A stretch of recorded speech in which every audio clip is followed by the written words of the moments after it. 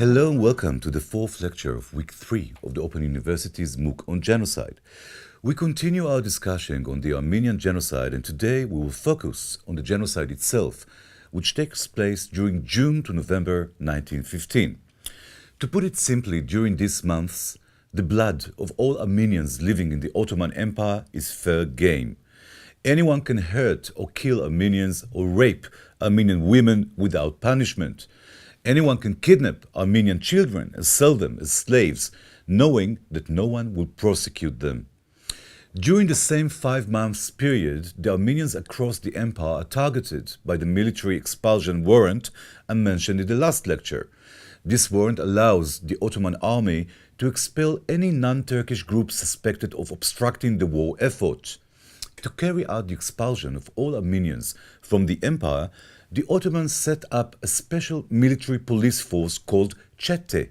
Its men carry out this expulsion from every spot across the empire, including the Armenian highlands where most Armenians live, as well as cities like Istanbul and Ankara, or any other town or village where Armenians live, almost everywhere across the empire. When you look at the maps of the Armenian genocide and the expulsion of Armenian communities from their homes, you can see for yourself that people are removed from areas that have nothing to do with the war against the Russians.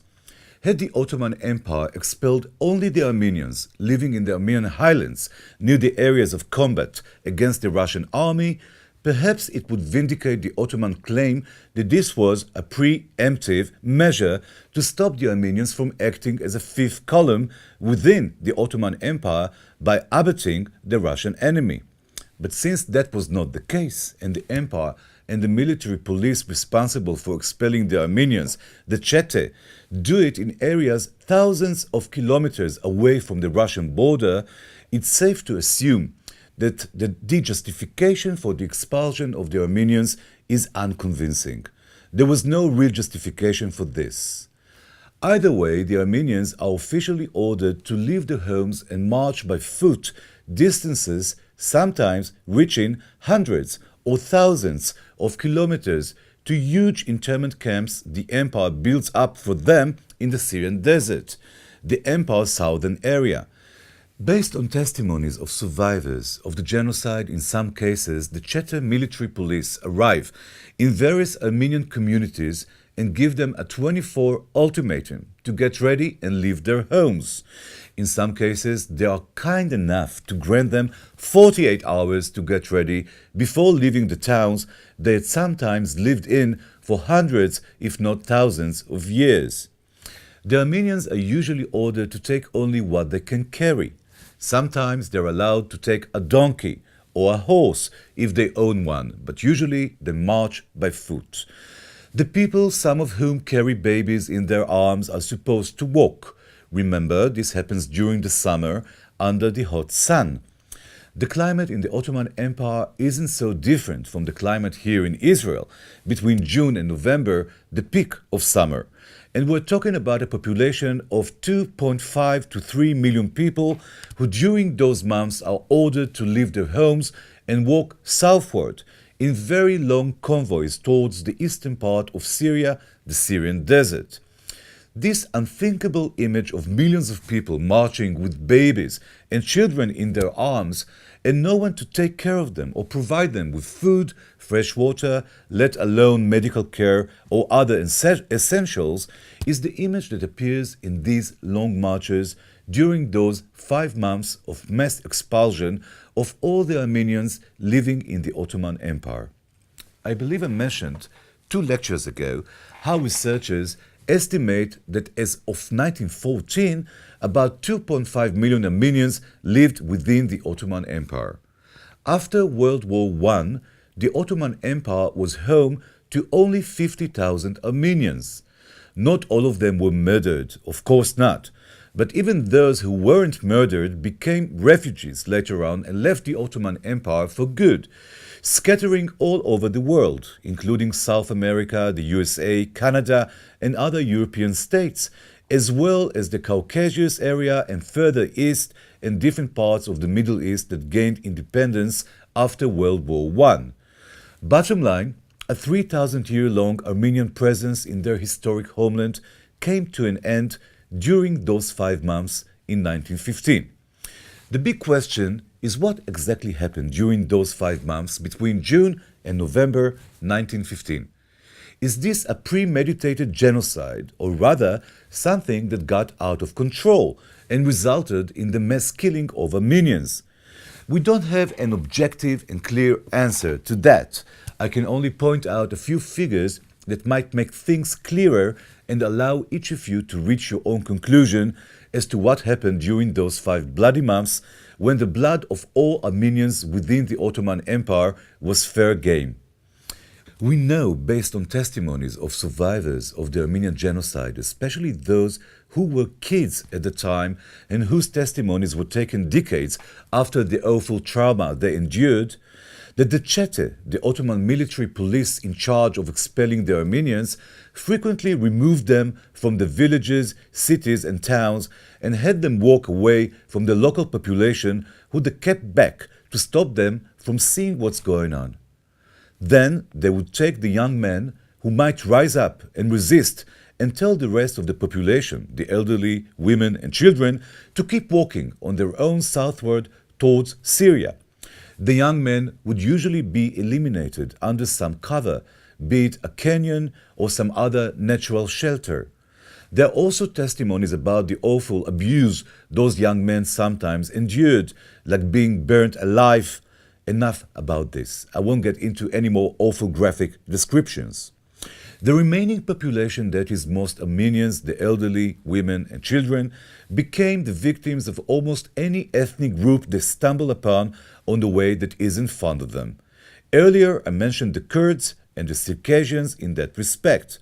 We know that those two groups, which had a bloody centuries-long score to settle with the Armenians, took revenge during those long months of marches, killing many of them. They are not the only ones who take action. Other groups don't stand idly by. Various groups in Arab territories attack the Armenians as well.